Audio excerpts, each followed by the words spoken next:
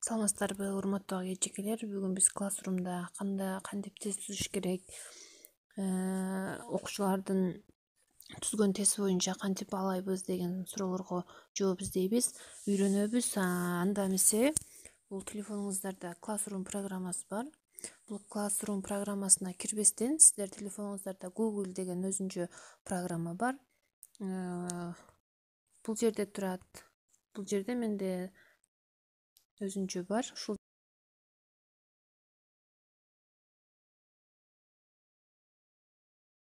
Google Classroom дегенге киребиз.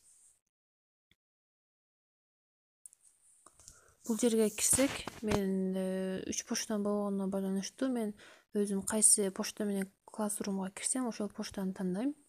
Сиздер өзүңүздөр бир аккаунт болсо, ошол бир аккаунт менен кире берет.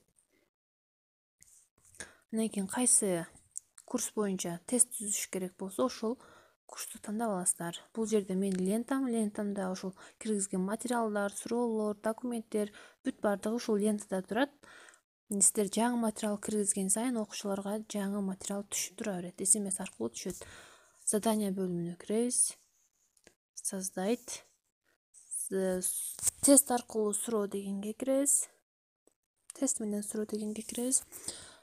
Тесттин названиясын жазсаңыздар болот. Эмне жөнүндө тест. Анан бул жерде Google форма деген бар. Ушул жерге киребиз.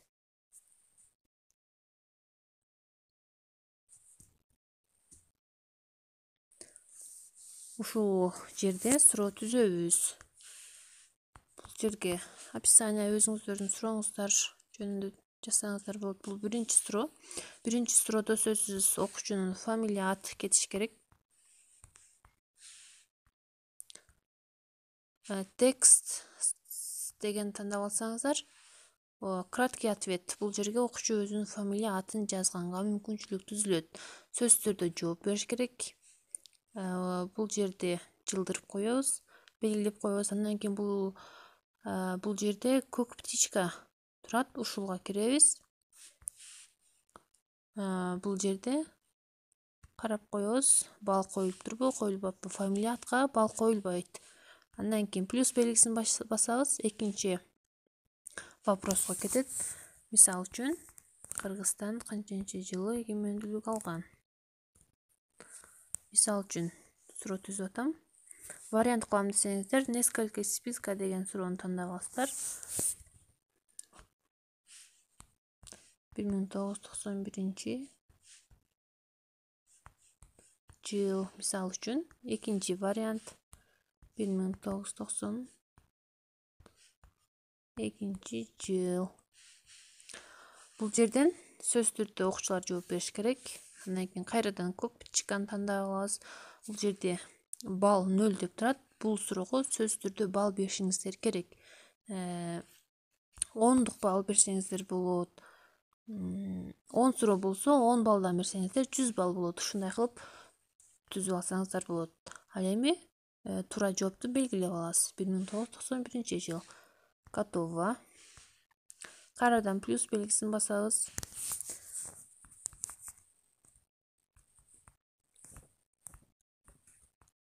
Мисалы үчүн ушундай деген суроо түзүп алсак, бул жерде дагы вариант менен беребиз.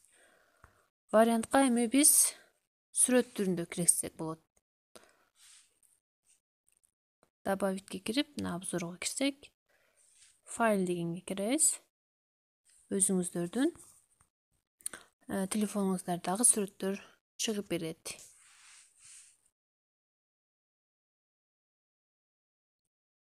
Вариант 1ге кетти. Вариант 2ге мына жерде сүрөттүн орду турбайбы? Төртбуштук гана болуп, ушуну басабыз да. Басканда чыгып берет.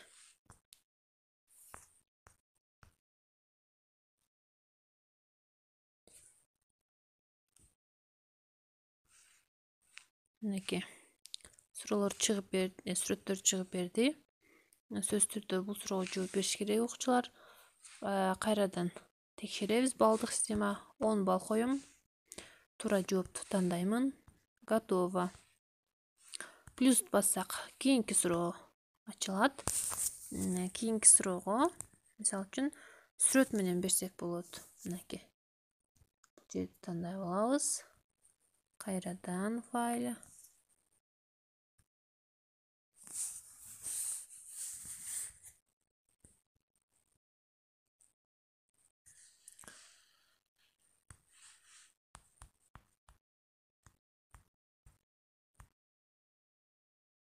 Саймонто кайсы областта деген суроо түзүп алдык. Бул жерге дагы эгер окуучу өзү жаза турган болсо, өзү жаза турганын тандасаңыздар болот же вариант кылсаңыздар болот. Несколько из списка тандасаңыздар вариант чыгып берет. Чүй областы, Ош область, Нарын область деп варианттарды кетирдик. Бул жерге дагы сөздөргө жооп бериш керек. Чыкандандайбыз, 10 балл беребиз. Туура жоопту белгилеп алабыз. Готово. Мынакей. Көрсөңүздөр болот. 3 суроо түздүк. Бул жерден сиздер сурооңуздарга, тестиңиздерге атайын фондор бар. Фондорду белгилеп алсаңыздар болот. Ушинтип. Мынакей. Назад. Эми бул жерден сөзсүз создать задание дегенди басыңыздар. Мынакей сурообуз түзүлдү. Мына биринчи турган тест, азыр түзгөн тест. Ушуга кайрадан киребиз. Кайрадан кирсек, мына тест. Ал жакта вопростор бар. Ал жерде ответ. Мына вопросту мисал үчүн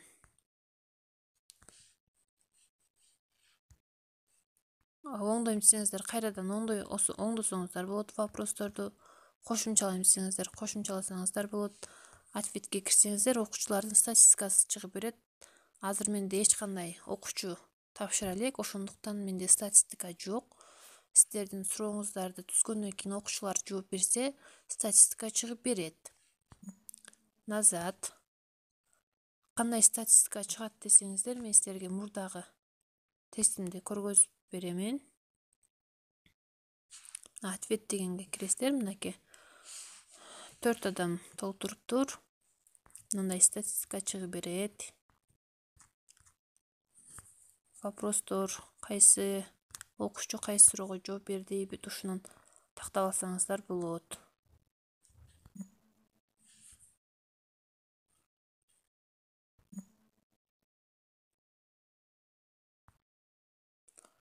Ушуну менен тест түзгөндү үйрөнөбүз. Саламатта калыңыздар.